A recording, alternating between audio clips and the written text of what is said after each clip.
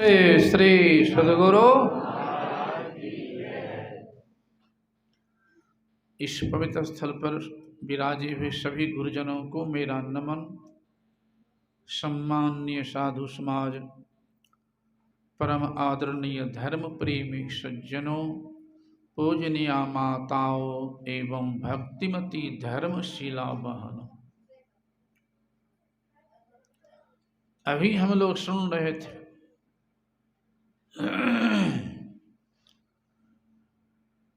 इस बरभागीश्वरी को पा करके स्मरण करना चाहिए, भजन करना चाहिए। सुन ए तकी तकते रहो, कैसे तको कहाँ देखो। सुन ए तकी तकते रहो तो मुर्शद ने यह पंजा दिया रास्ता। बेहोश हो मत छोड़ियो अगर चाहे तू जलवा पिया। कौन सब हो गए? मंसूर सर मदबू अली और शम्स मौलाना भय। अब पहुंचे सभी इस राह को जिसने कि दिल पुख्ता किया। तो पहले मुर्शिद के पास पहुंचेंगे तब न। तो मुर्शिद की जरूरत क्या है? पहले सत्संग सुनेंगे तब न। तो सत्संग सुनने का अधिकार किसको है? अभी सुन चुके हैं रामायण पाठ में रामचरितमानस सार सटीक सप्तम सोपान उत्तर कांड पाठ में सुने ऊपर लिखा था नरतन, तो व्यक्ति एक नहीं, नरतन सम नहीं कब निहु देही। जीव चराचर जांचत जेही। सभी मानव शरीर चाहता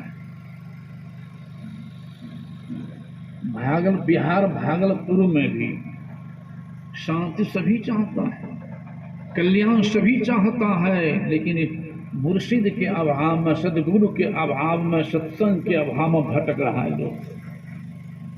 भागलपुर, बिहार भागलपुर में ही है नाथनगर।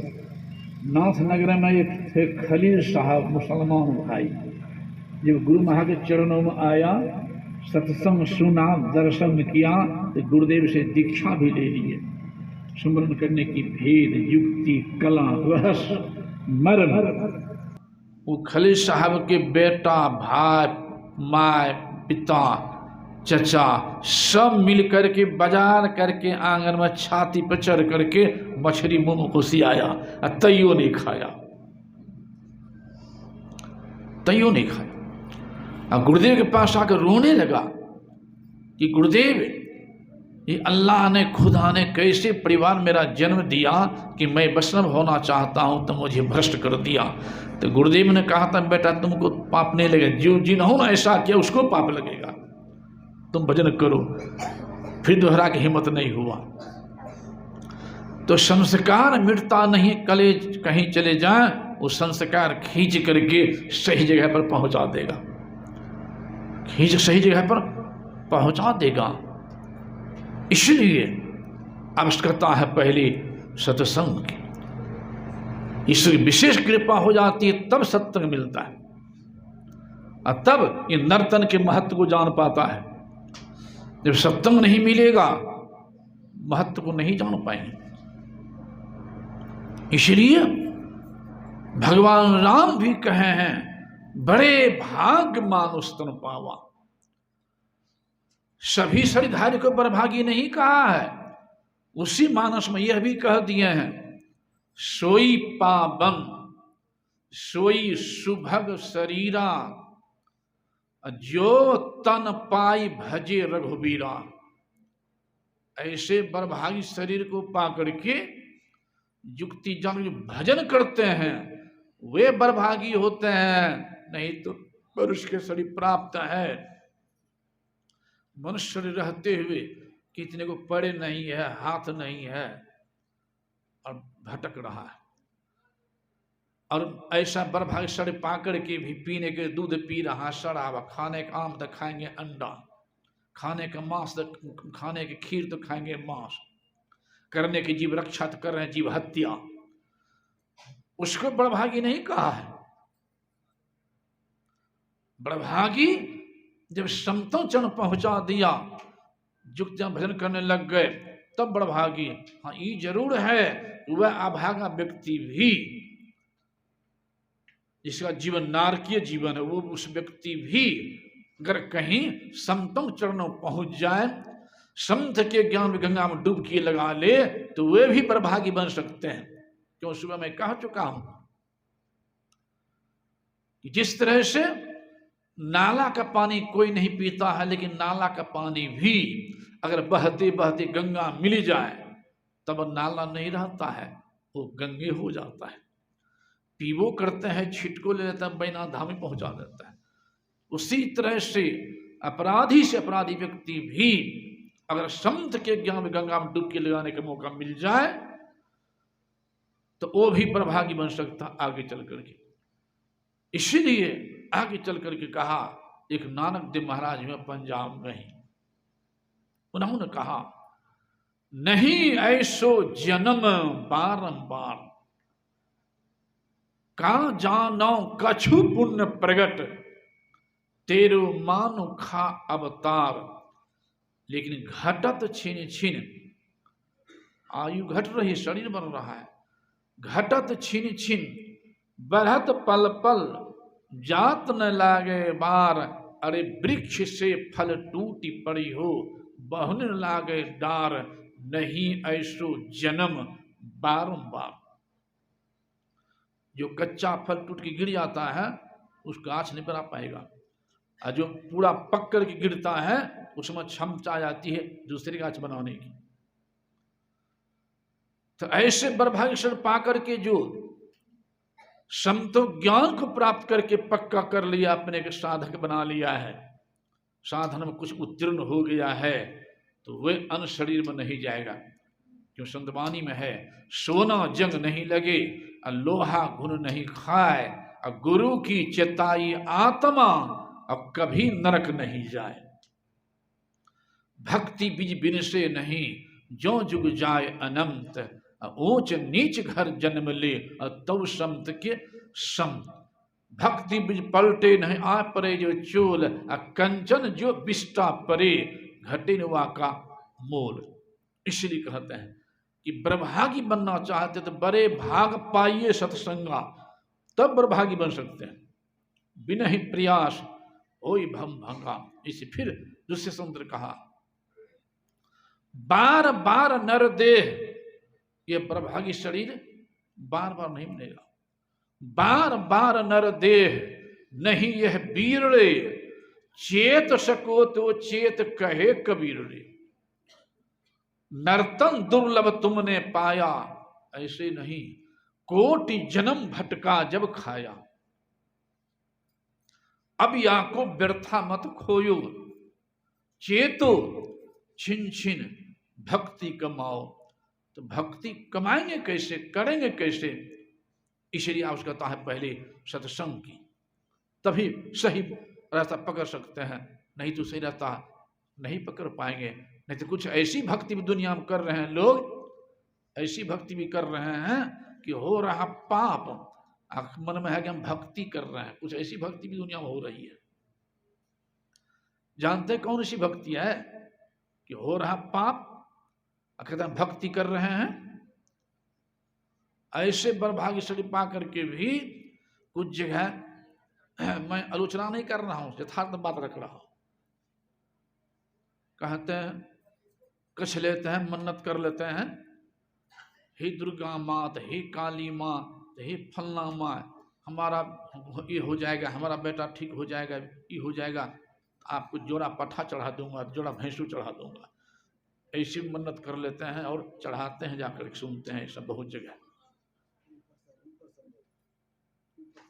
हाँ?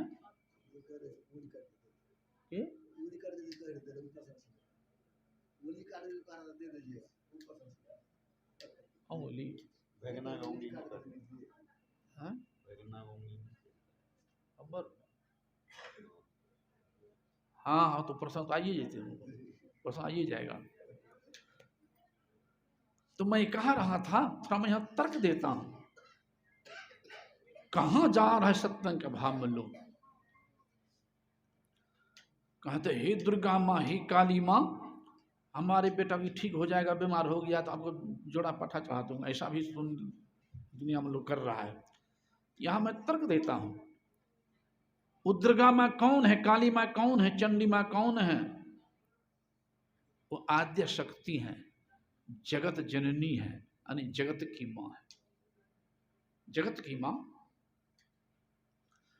जैसे एक माँ को 5 बच्चे हैं, 5 बच्चे, कोई डॉक्टर बने, कोई इंजीनियर, कोई मास्टर, तो क्या वह माँ कभी कह सकती है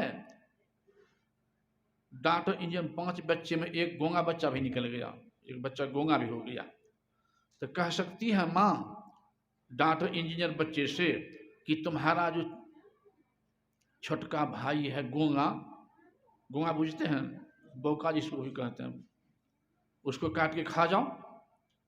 नहीं कहेगी, नहीं कहेगी, क्यों? उन्हीं के संतान है गूंगा भी, उन्हीं के संतान है डॉक्टर इंजीनियर भी, नहीं कहेंगे।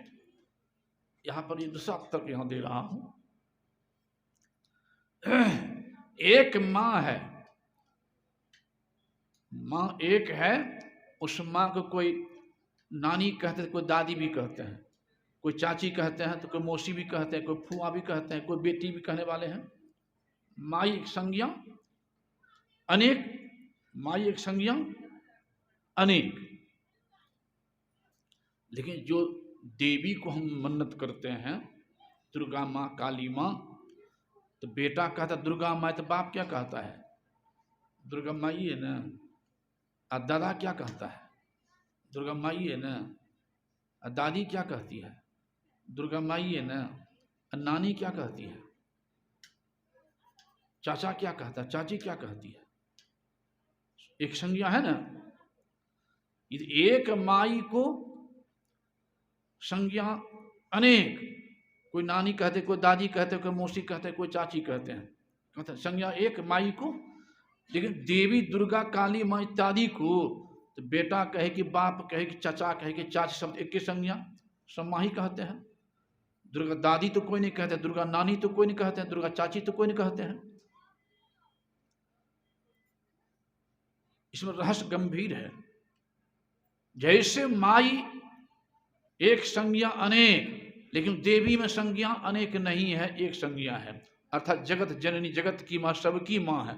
अंतर यही है कि हम मानव जो हैं उस देवी के मानव, हम जो हैं वो डॉक्टर इंजीनियर मास्टर बच्चा हैं। अब पाठा मुर्गा भैंसा जो है वो भैंसा काटो, हम खुश हो तो सबकी माँ है। यही हो रहा पाप।